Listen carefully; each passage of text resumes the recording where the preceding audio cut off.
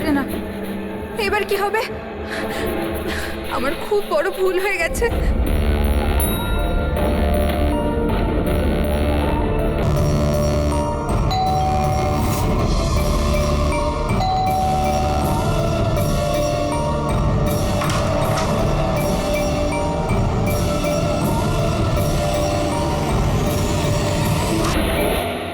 এদিকে এসো, এদিকে এসো।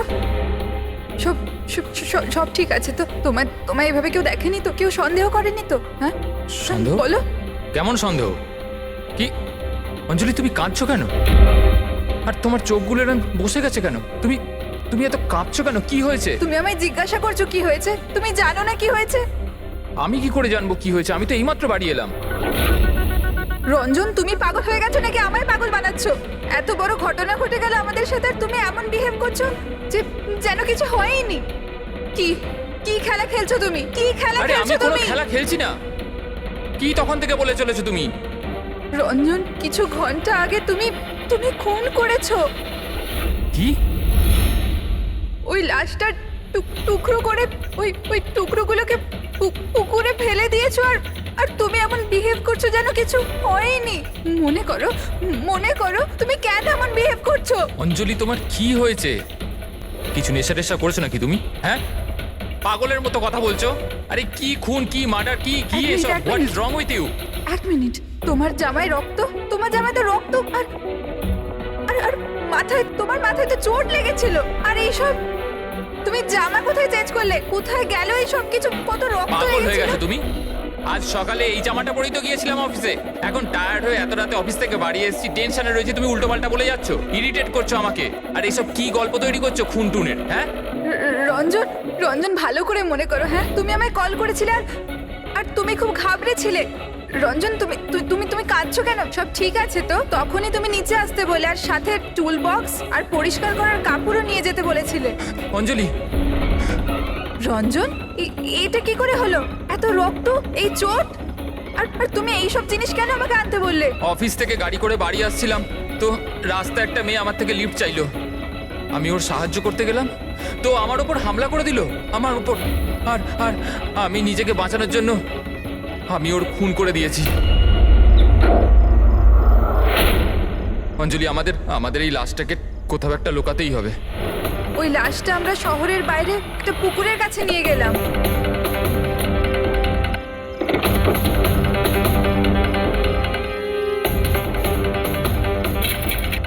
আর সেখানে তুমি বলার পর আমরা লাশটাকে টুকরো টুকরো করেছিলাম, সেগুলো প্লাস্টিক ব্যাগের মধ্যে ঢুকিয়ে আর আর ওই পুকুরে ফেলে দিলাম। আর তারপরে তুমি আমায় বাড়িতে ড্রপ করে দিলে, আর তুমি বলেছিলে যে তুমি একটু পরেই বাড়ি চলে আসবে। তুমি আমায় এটা বলতে চাইছো যে যাকে আমি চিনতামই না আমি তার খুন করে দিয়েছি? হয় তুমি স্বপ্ন দেখছো, নয়তো তোমার মাথায় কিছু একটা চলছে, সেটা আমি জানি না। আর যদি তোমার কথা একটু সত্যতা থাকে, can you prove it? I will.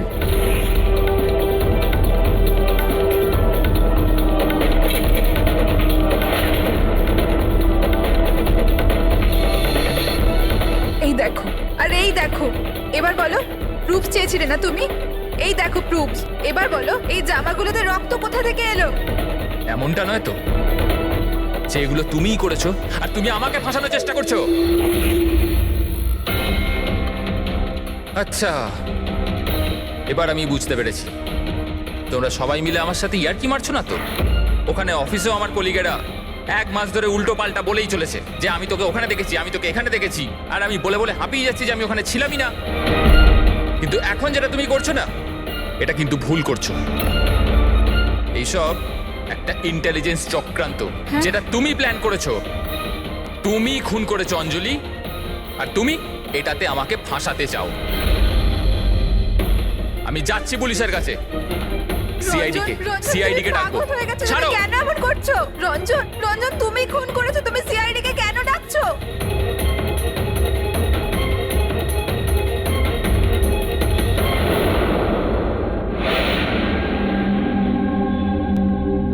তার মানে আপনি বলতে চাইছেন যে আপনি আপনার স্বামী মানে এনার সাথে মিলে একটা মেয়ের লাশ এই শহরের বাইরে মানে একটা লেকে ফেলেছেন?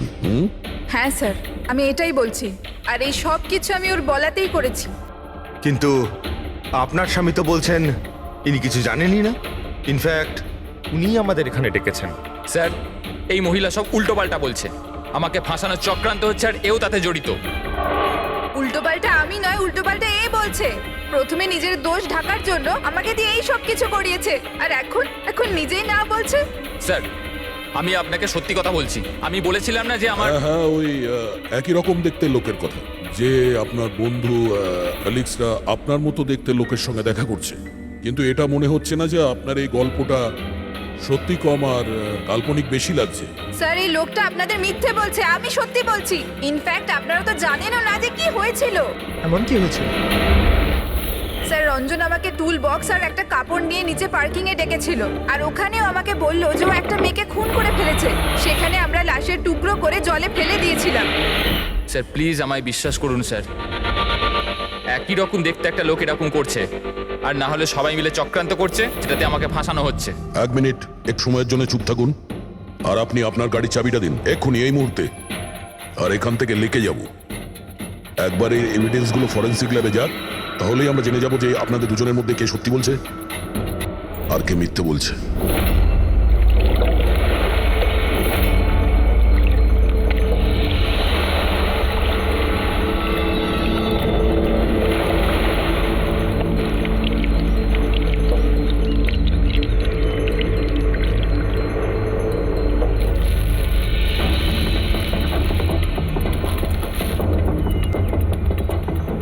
এই মেয়েটা কে?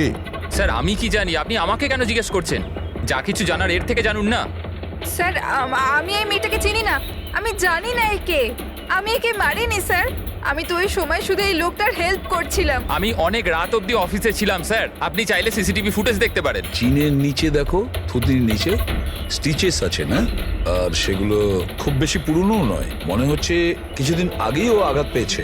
পুরবি কোনো না কোনো ক্লিনিক বা হসপিটালে স্টিচগুলো করা হয়েছিল, সেখান থেকে এই মেয়েটার ব্যাপারে জানা যেতে পারে। একটা কাজ করো ফেডরিক, পঙ্কজ, এই বডির টুকরোগুলো আছে না, এই সব কটা আমাদের ফরেন্সিক ল্যাবে পাঠিয়ে দাও, আর এদের দুজনকে আমাদের ব্যুরোতে নিয়ে চলো। স্যার এ বলছে যে কয়েকদিন ধরে ওরই মতো দেখতে কোনো লোক ওকে ফাঁসানোর চেষ্টা করছে। এর চেনাশোনা লোকরা ওই লোকটার সঙ্গে বিভিন্ন জায়গায় দেখা করছে, আর ওরা ভাবছে যে ও এই। হ্যাঁ স্যার, আমায় ফাঁসানো হচ্ছে স্যার, আর ওই চক্রান্তে এও রয়েছে স্যার। স্যার আপনিই বলুন, আমি যদি এসব করতাম তাহলে আমি আপনাদের ফোন কেন করতাম? স্যার এখন অবধি আমি আপনাদের যা বলেছি সবকিছু প্রমাণ হয়েছে তো। লাশ তো পাওয়া গেল লেকে, আর ওর গাড়ির ডিকিতে রক্ত পেলেন তো। স্যার আপনি নিজেই বলুন, যখন এতটা সত্যি আমি বলেছি, তাহলে এখন মিথ্যে আমি কেন বলবো? আমাকে ফাঁসানোর জন্য স্যার, আমি বলছি স্যার এটা চক্রান্ত স্যার, আমাকে ফাঁসানোর জন্য। ব্যাস ব্যাস ব্যাস, কে কি কাজ করেছে আর করেনি সেটার খোঁজ আমরা করব। শুধু একটা কথা মনে রাখবেন, যে আমাদের সন্দেহ শুধু আপনাদের দুজনকে। বাট স্যার আমি কিচ্ছু করিনি, আমি নির্দোষ। আমি হতে পারে হয়তো আপনি খুন করেননি, কিন্তু লাশকে টুকরো টুকরো করে লেকে ফেলে দেওয়া এটাও কিন্তু বড় অপরাধ, বুঝেছেন আপনি? স্যার সিসিটিভি ফুটেজ পেয়ে গেছি।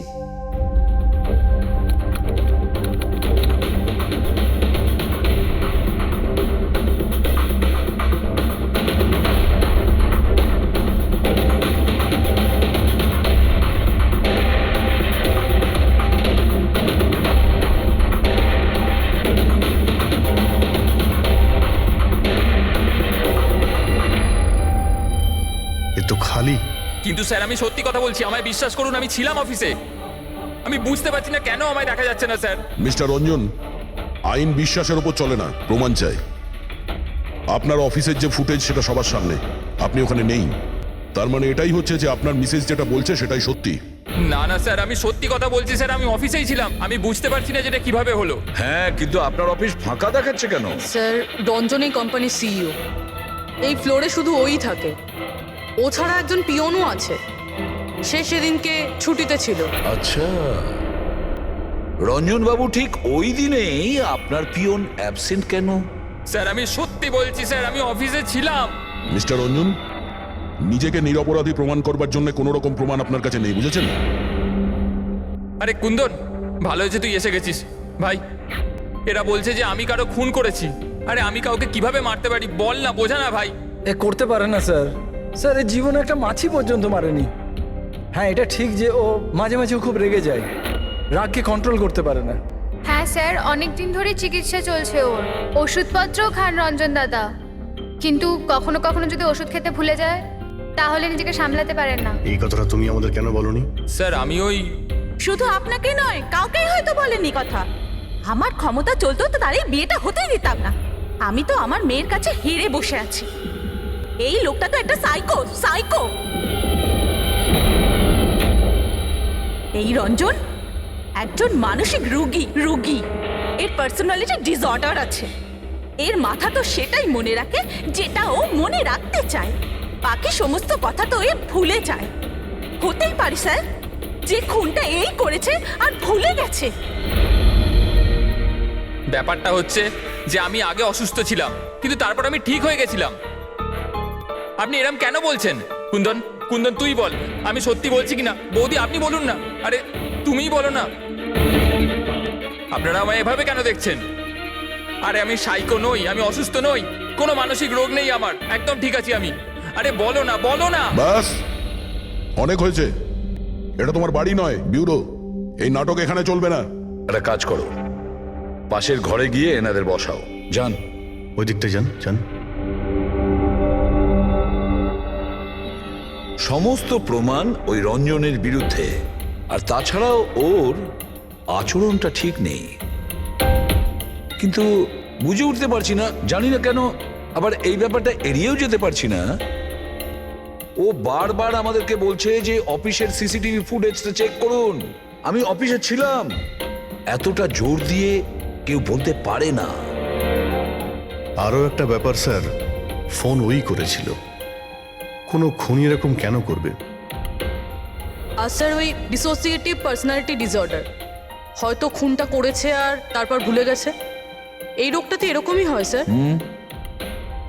হতে পারে, এটা হতেই পারে। একটা কাজ করি আমরা, এই যে সিসিটিভি ফুটেজ আছে না, এটাকে ল্যাবে পাঠাই, চেক করিয়ে দেখি এই ফুটেজটা কেউ কোনোভাবে এডিট করে চেঞ্জ করেছে কিনা। আর স্যার ওই একই রকম দেখতে ব্যাপারটা। ও এটা বলছে যে ওর বন্ধুরা ওর মতো দেখতে লোকটাকে দেখেছে, আর ওই লোকটা ওর বন্ধুগুলোকে চিনতেও পারেনি। চলো ওর বন্ধুদের সাথে কথা বলি, জিজ্ঞাসাবাদ করি, জেরা করি, তারপর দেখি ওদের কথায় কতটা সত্যি আছে। স্যার হতে পারে এই চৈতালি আর কুন্দন রঞ্জনের শুভাকাঙ্ক্ষী হওয়ার চেষ্টা করছে, হয়তো তা নয়।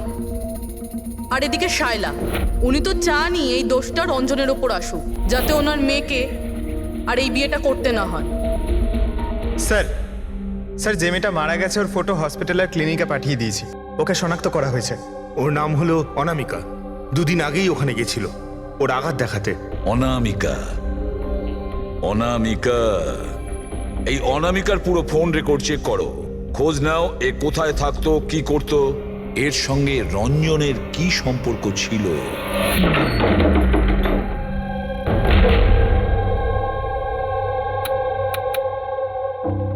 স্যার অনামিকা হসপিটালে এই অ্যাড্রেসটাই দিয়েছিল। এবার কি করি? দেখা যাক, কোনো প্রমাণ নিশ্চয়ই পাবো। একটু আশেপাশে দেখো কোনো প্রতিবেশী আছে কিনা।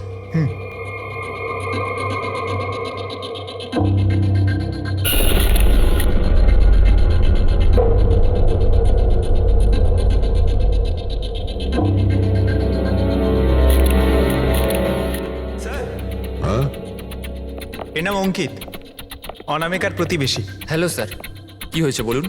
অনামিকা ঠিক আছে তো? না, অনামিকার খুন হয়ে গেছে, আর আমরা সেই জন্যই এর তদন্ত করছি। আপনি ওর ব্যাপারে কিছু বলতে পারেন যার সাহায্যে আমরা খুনি পর্যন্ত পৌঁছতে পারি? না স্যার, আমি ওর ব্যাপারে বেশি কিছু তো জানি না। হ্যাঁ, তবে এটুকু জানি যে ও অ্যাসিস্ট্যান্ট ডাইরেক্টর ছিল আর এখন একটা ইন্টারন্যাশনাল শর্ট ফিল্মে কাজ করছিল। ইন্টারন্যাশনাল শর্ট ফিল্মে? আচ্ছা, ওর কোনো বন্ধু কিংবা আত্মীয় যে এখানে ওর সঙ্গে থাকতো?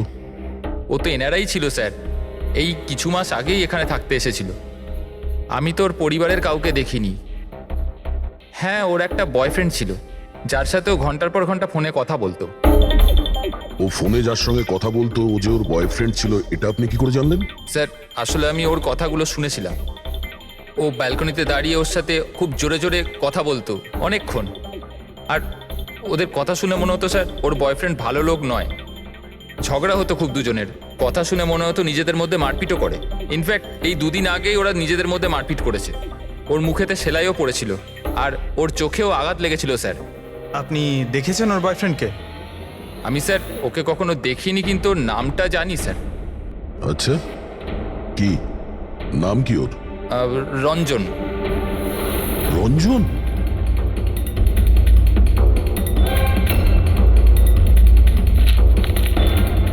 স্যার, এই দেখুন, এই অনামিকার পাসপোর্টে এই বার্সেলোনার ভিসা লাগানো রয়েছে। বার্সেলোনা? এ কি স্পেনে যেতে চাইছিল নাকি? স্যার অনামিকা স্পেন থেকেই এসেছিল স্যার। আমি ওদের কথা শুনেছিলাম। স্যার ও বিরক্ত হয়ে গেছিল রঞ্জনের জন্য, সারা জীবনের জন্য স্পেন ফিরে যেতে চাইছিল। স্যার, আমার মনে হয় ওর খুন রঞ্জনই করেছে। ও চাইতো না যে ও স্পেনে চলে যাক।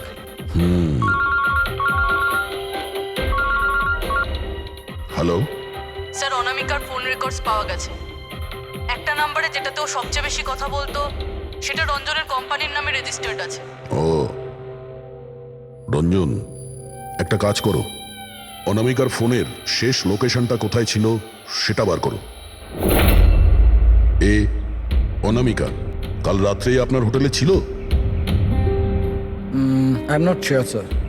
ছিল না? আমার তো মনে হয় না। ঠিক আছে, আমাদের আপনার হোটেলের সিসিটিভি ফুটেজটা চেক করতে হবে। Sure sir.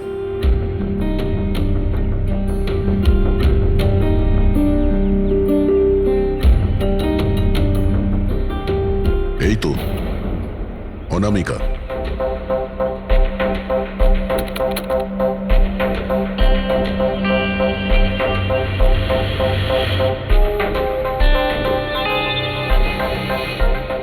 এটা কি ব্যাপার? ও ভেতরে গেল একটা হ্যান্ডব্যাগ নিয়ে আর বাইরে এলো একটা লাগেজ নিয়ে। আর সঙ্গে এই ছেলেটা কি? স্যার ও তো আমাদের বেল বয়। ওয়েল বয় কোথায় আছে এখন? কাল রাত্রে তুমি যখন ওই মেয়েটার লাগেজ নিয়ে বাইরে যাচ্ছিলে তখন ওর জন্য কেউ অপেক্ষা করছিল বাইরে? হ্যাঁ স্যার, একজন লোক তো ছিল, ওর জন্য ওয়েট করছিল। কে ছিল? লম্বা রোগা করে একজন ছিল। লম্বা রোগা করে? এ ছিল ওই লোকটা? স্যার মনে হচ্ছে তো এরকমই ছিল। দেখে তাই মনে হচ্ছিল মানে? স্যার ও দূরে দাঁড়িয়ে ছিল তাই আমি ঠিকমতো দেখতে পাইনি।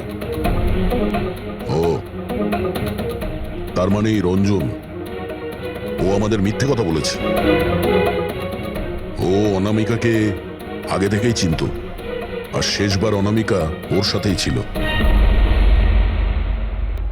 রঞ্জন বলছে যে আপনারা ওকে আলাদা আলাদা জায়গাতে দেখেছিলেন, কিন্তু ও বলছে ও ওখানে ছিলই না। ব্যাপারটা কি বলুন তো? স্যার আমি একদিন কফি শপে কফি খাচ্ছিলাম, আমি দেখলাম যে রঞ্জন বাইরে কারোর সাথে কথা বলছে। রঞ্জন, রঞ্জন, এই রঞ্জন! স্যার আমি যখন ওকে ডাকলাম ও জানি না কেন আমার কথা না শুনে অন্যদিকে চলে গেল। রঞ্জন! কিন্তু স্যার যখন আমি এই ব্যাপারে ওর সঙ্গে কথা বললাম তখন ও বললো যে ওখানে ছিলই না। আমি জানি না ও কেন মিথ্যে কথা বললো। আর লীলা দেবী, ওকে আপনি কোথায় দেখেছিলেন? কান্দিওয়ালাতে একটা জুয়েলারি শপে। ওর সঙ্গে একটা মেয়েও ছিল। রঞ্জন, রঞ্জন! আচ্ছা, এই মেয়েটা ছিল কি? হ্যাঁ স্যার, এই মেয়েটাই ছিল। কিন্তু যখন ওর সঙ্গে আমি ফোনে কথা বললাম, বলতে শুরু করলে আমি তো ওখানে ছিলামই না। আর তোমার সঙ্গে কি এটাই ঘটেছে? হ্যাঁ স্যার, ও বাজারেতে আমার সামনে দিয়ে যাচ্ছিল। আমি ওকে হাত দেখালাম, হাই বললাম, মদন রে, কিন্তু ও সরাসরি আমায় ইগনোর করলো, অটোতে বসে চলে গেল। এদিকে দেখ ভাই, আমি রঞ্জন, রঞ্জন! ঠিক আছে, thank you very much. Sir এদের কথা শুনে মনে হচ্ছে রঞ্জন ইচ্ছে করে ওদের সামনে এসেছিল আর এরকম বিহেভিয়ার করেছে। কিন্তু অভিজিৎ, কি কারণ হতে পারে? এরকম ব্যবহার কেন রঞ্জন করেছিল? না না না না, কিছু না কিছু গোলমাল তো নিশ্চয়ই আছে অভিজিৎ। যেখানে যেখানে এরা রঞ্জনকে দেখেছে না, দেখি ওখানে কোনো সিসিটিভি ফুটেজ পাওয়া যায় কিনা।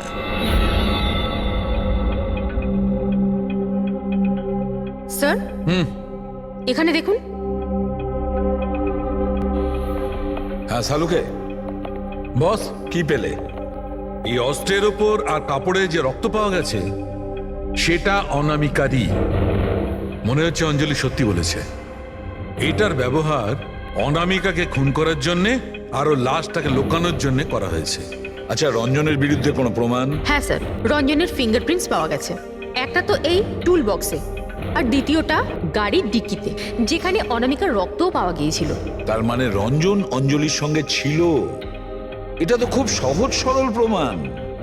অঞ্জলি সত্যি কথা বলা আর রঞ্জনকে খুনি প্রমাণ করা। কিন্তু বস, আরো অনেক কিছু পাওয়া গেছে। কি? স্যার, আমরা একটা বিশেষ ধরনের পলিমার আর সিলিকনের ট্রেসেসও পেয়েছি, যেটা সাধারণত অদ্ভুত ব্যাপার। সিলিকন আর পলিমার, এটা তো সত্যিই অদ্ভুত ব্যাপার। আরো একটা বিশেষ কথা দেখাচ্ছি, এসো। এই কেমিক্যাল, বস, এই বিশেষ কেমিক্যালটা আমরা সব জায়গায় পেয়েছি। কাপড়ে, টুল বক্সে, অস্ত্রের উপর, সব জায়গায়। আর এটা ছাড়া এই দেখো, এই কিছু সায়ানাইড, কিছুটা ক্লোরাইড, এইসব কেমিক্যাল। সবচেয়ে বড় কথা হচ্ছে এই যতগুলো কেমিক্যাল আছে এই সিচুয়েশনে এখানে এগুলো থাকাই উচিত নয়। রঞ্জন, এই রঞ্জনের স্বাধীন থাকা চলবে না। রঞ্জনের একা থাকা খুবই বিপজ্জনক। প্রতিবেশীরা বলছে যে তুমি অনামিকার বয়ফ্রেন্ড। না স্যার, কিন্তু তুমি ওকে অনেক মারধরও করতে। না না, এটা একদম মিথ্যে স্যার, ভুল কথা এগুলো। লোকে আমার নামে বিভিন্ন কথা বলে বেড়ায়, কিন্তু সত্যিটা তো হলো যে আমি কোনো অনামিকাকে চিনি না। আচ্ছা, এই তোমার ক্রেডিট কার্ডের বিলস, এগুলো তো চেনো না? এই দেখো, এই অনামিকার বার্সেলোনার ফ্লাইটের টিকিট তোমার ক্রেডিট কার্ড থেকে কেনা হয়েছে। আর ও যে নাম্বারটায় ঘন্টার পর ঘন্টা কথা বলতো সেটা তোমার কোম্পানির নামে রেজিস্টার করা আছে। আর সব থেকে বড় কথা, তোমার গাড়ির ডিকিতে অনামিকার রক্তের ছাপ পাওয়া গেছে।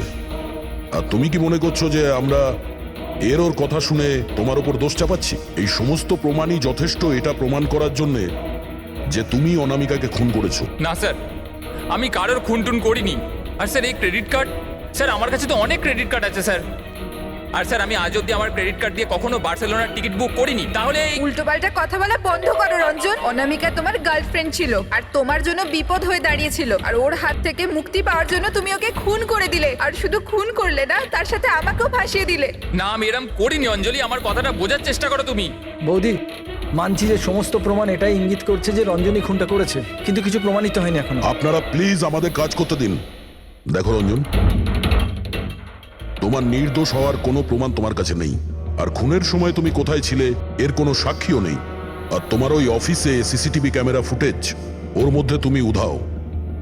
অনামিকার হোটেলের বাইরে তোমার গাড়ির দাঁড়িয়ে থাকা, তোমার গাড়ির ডিকিতে অনামিকার রক্ত পাওয়া, ফোন রেকর্ড, ক্রেডিট কার্ড বিলস, তোমার বাঁচার আর কোনো রাস্তা নেই।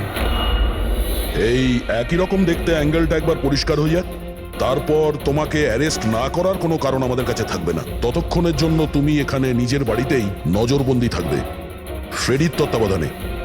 আর আপনারা তদন্ত শেষ না হওয়া পর্যন্ত আপনাদের মধ্যে কেউ এখান থেকে যাবেন না। ফ্রেডি, নজর রেখো। Sir, sir please sir, sir আমার কথাটা বোঝার চেষ্টা করুন, আমি কিচ্ছু করিনি।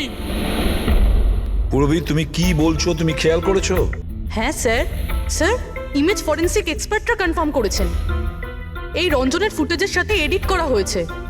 এই ফুটেজটায় কিছু আউট অফ ফোকাস ব্যাপার আছে, যেটা থেকে এটা প্রুফ হয় যে এখানে কেউ একজন ছিল, যেটাকে খুবই ভালোভাবে ডিলিট করা হয়েছে। অন্য আর কেউ নয়, ও রঞ্জনই হবে। তার মানে ওর এই একই রকম দেখতে গল্পটা সত্যি।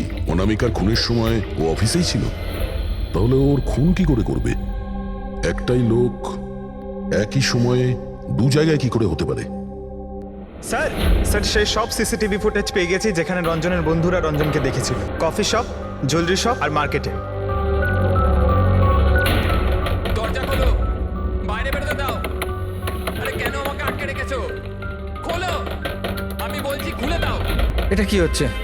ওর আবার আগের মতো অবস্থায় নেই তো? খোলো। সে কি? তাহলে তো ওনাকে কাবুতে আনার নিশ্চয়ই কোনো উপায় থাকবে। শুধু একটাই ওষুধ আছে, ঘুমের ইনজেকশন। খোলো, আমি বলছি দরজাটা খোলো। আরে এইভাবে কেউ কাউকে আমার তো খুব ভয় লাগছে। মাথা খারাপ হয়ে গেলে আবার কিছু করে নেবে না তো? সব এক একটা রত্ন এখানে, আমি দেখছি। আরে কেন আটকে রেখেছো আমায়?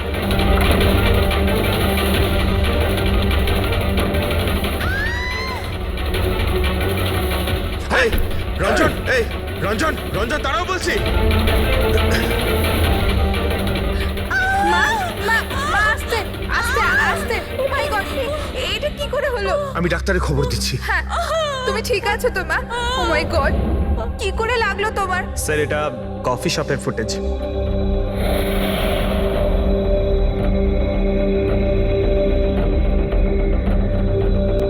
স্যার এবার জুয়েলারি শপ।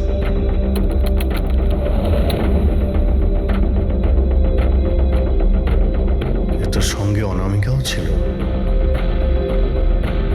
এখনো পর্যন্ত সবকিছু তো নর্মালি লাগছে।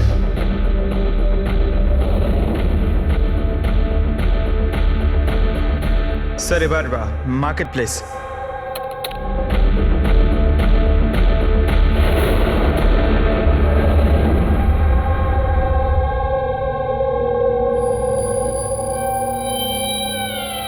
পঙ্কজ, একটু রিওয়াইন্ড করো।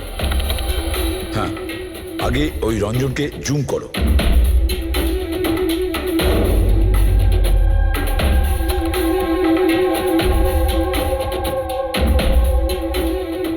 এই দেখো, এর হাঁটা চলা একটু আলাদা। ও অন্য ধরনের জুতো পরে রয়েছে।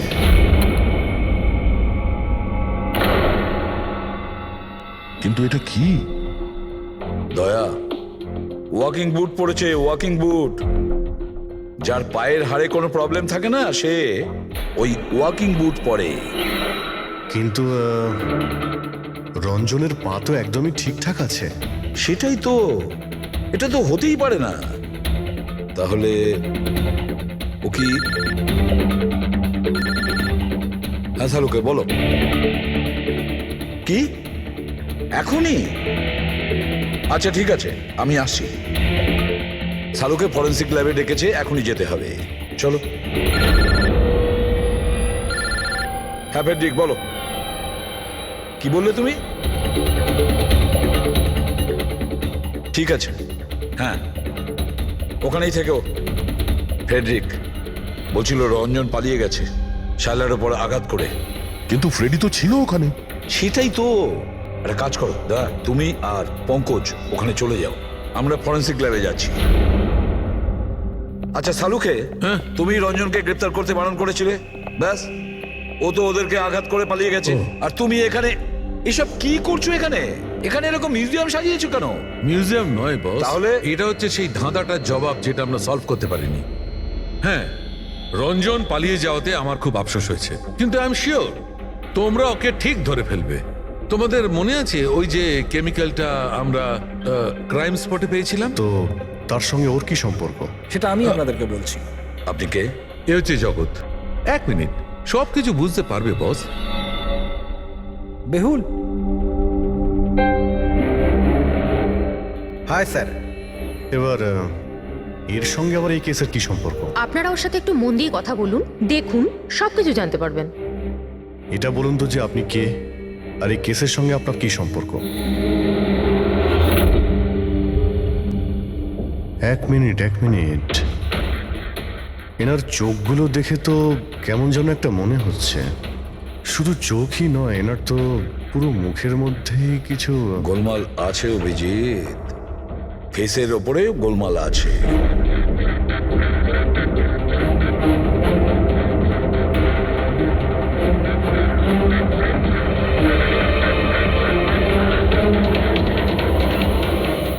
ও থ্যাংক ইউ বেহুল।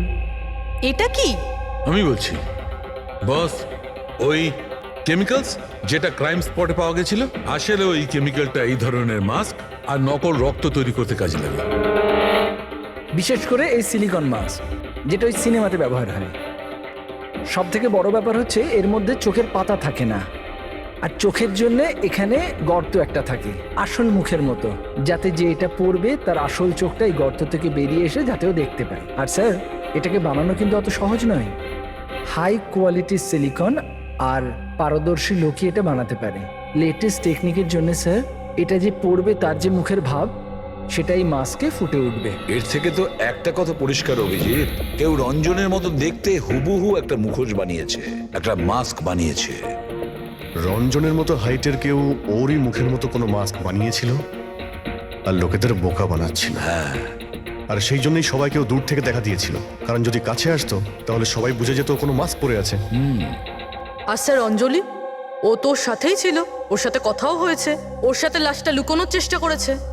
ওর মুখে রক্তও লেগেছিল আর ওখানে লাশগুলোকে কাটছিল আর লুকিয়ে রাখার চেষ্টাও করেছিল, তাই হয়তো তাড়াহুড়োতে কোনো খেয়ালই করেনি।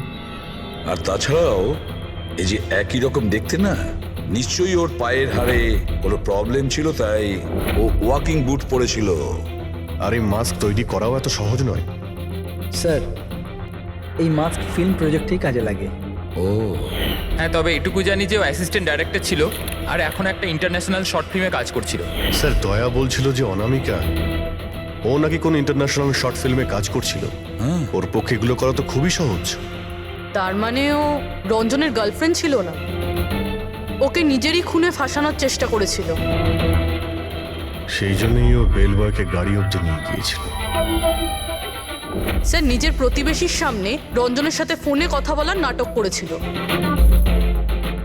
মানলাম অভিজিৎ, আমি মানলাম, কিন্তু কেউ নিজের মৃত্যুর ষড়যন্ত্র নিজে কেন করবে? মানে আমি বলতে চাইছি, অনামিকা তার নিজের মৃত্যু কেন নিজে ডেকে আনবে? না না না না, কিছু তো একটা গোলমাল আছেই। কেউ তো একজন আছে যে অনামিকাকে শিখণ্ডি খাড়া করেছে, আর সেই পুরো কেসটার মাস্টার মাইন্ড, বুঝেছো? আপনাদের মাথা খারাপ আছে? ফ্রেডি ইনজেকশন নেওয়ার জন্য ভেতরে গেছে আর তোমরা ওই লোকটাকে ছেড়ে দিলে। আমরা তোকে পালাতে দিইনি, আমরা কি দরজা খোলার কি দরকার ছিল? ওই লোকটা যে মানসিক অবস্থা নিয়ে এখান থেকে পালিয়ে গেছে, কে জানে কার সাথে কি করে দেবে। শায়লা দেবীর ওপর হামলা করেই দিয়েছে। স্যার একটা কথা বুঝতে পারলাম না, ওরা তোমাদের দুজনের সামনে থেকে পালালো আর তোমরা ধরতে পারলে না ওদের? স্যার আমরা খুব ভয় পেয়ে গেছিলাম আর সব কিছু এত তাড়াতাড়ি হলো। স্যার আমরা যদি মাঝখানে আসতাম তাহলে আমাদের উপরও তো হামলা করতে পারতো না স্যার। হ্যাঁ, যেমন ভাবে আন্টিকে হামলা করেছিল আমাদেরও করতে তাহলে। হ্যাঁ, এক মিনিট, শায়লা দেবীর ওপর হামলা? কিন্তু কিভাবে? ওর কাছে অস্ত্র কি করে এলো? এখানে তো কোনো অস্ত্র ছিল না, আমরা সমস্ত অস্ত্র সরিয়ে দিয়েছিলাম। হ্যাঁ হ্যাঁ স্যার, শুধু ঘরে কেন, কিচেনেও সবজি কাটার কোনো ছুরি পর্যন্ত নেই।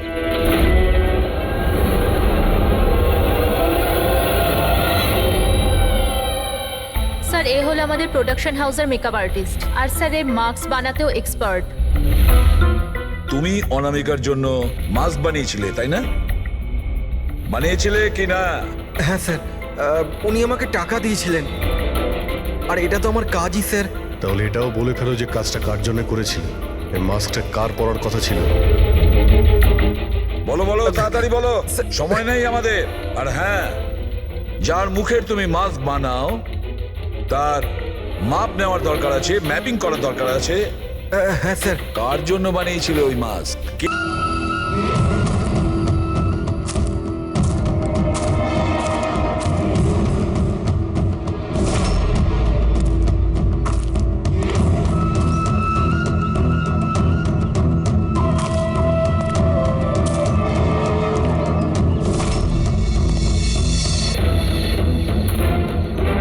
কে তুমি?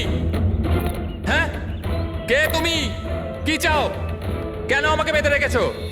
আমার তো মনে হয়েছিল আমাকে দেখে তুমি খুব খুশি হবে, কারণ আমিই তো হচ্ছি সে যাকে তুমি খুঁজে চলেছ। তোমারই আর এক রূপ। রূপ? কিন্তু তোমার মুখ তো আমার সাথে মেলে না। কারণ এটাই, আমি তোমার মতন মুখের মাস্ক পরে নেই এখন, নাহলে তুমি আমাকে চিনতে পারতে না যে আসল তুমি না আমি। আর একটা কথা,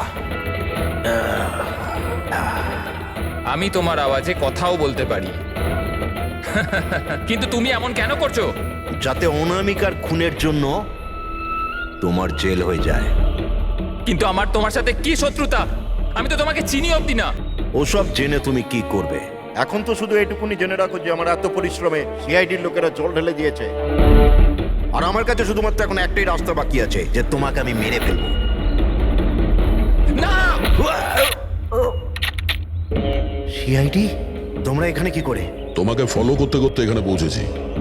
ওই মেকআপ ম্যান সবকিছু বলে দিয়েছে তোমার ব্যাপারে। খুব ভুল করেছো তোমরা এখানে এসে।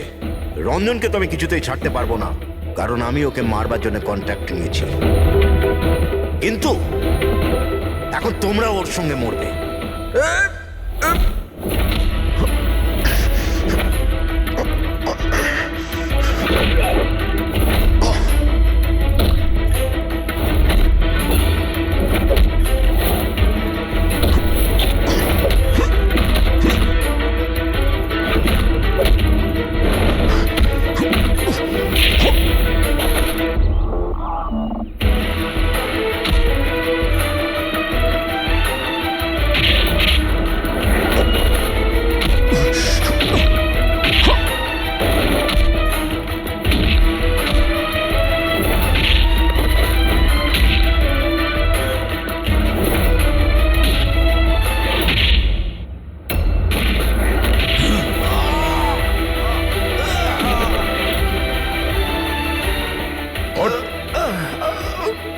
তোকে মারার কন্ট্রাক্ট দিয়েছিল? হ্যাঁ, কে দিয়েছিল? অনামিকা মারা যাওয়ার পরেও তোমাদের প্ল্যান চালু আছে। কে মাস্টার মাইন্ড?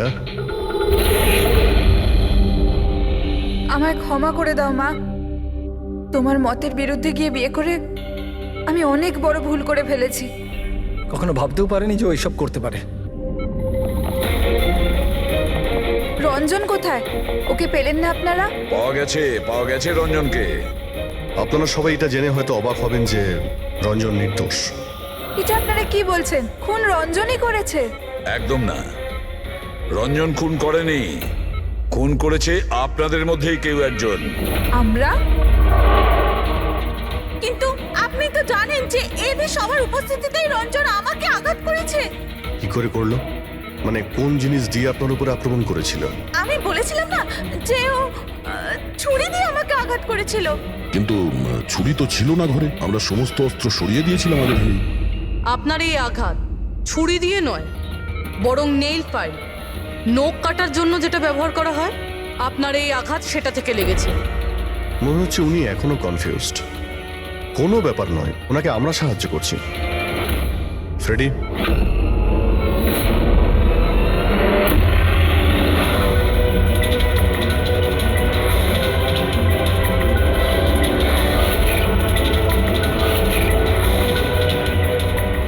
শাইলা ম্যাডাম, আমরা জানতে পেরে গেছিলাম অনামিকার প্রতিবেশী অঙ্কিত এসবের সঙ্গে যুক্ত। তো এই জন্য আপনি আমায় বাড়ি থেকে তাড়িয়ে দিয়েছিলেন, যাতে আমার কিডন্যাপ করে আপনি আমাকে খুন করতে পারেন। মা, তুমি এই খবরদার যদি আমাকে মা বলে ডেকেছিস তো। মা শব্দের অর্থ কি হয় তোমরা দুজন জানো? স্যার, এ আমার অনিচ্ছা সত্ত্বেও রঞ্জনের সাথে বিয়ে করলো আর আমার সাথে সব সম্পর্ক চিরদিনের মতন ত্যাগ করলো। আর আজ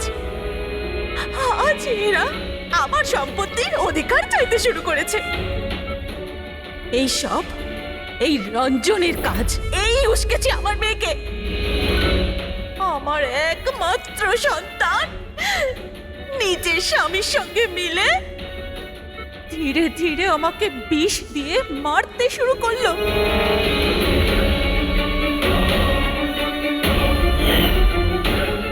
দুভোটা তাড়াতাড়ি করো অঞ্জলি, এটা নিয়ে গিয়ে মায়ের ঘরে রেখে দাও, যাও।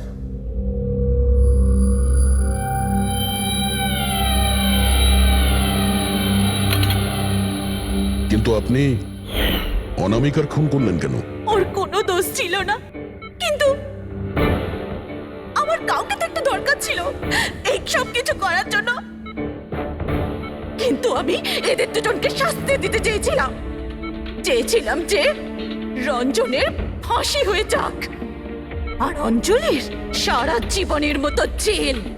শায়লা দেবী, এদের প্রতি আপনার ঘৃণা আপনাকেও এদেরই মতন অপরাধী বানিয়েছে। এদের দুজনের তো শাস্তি হবেই, আপনার প্রাণ নেওয়ার চেষ্টা করেছে বলে। কিন্তু আপনারও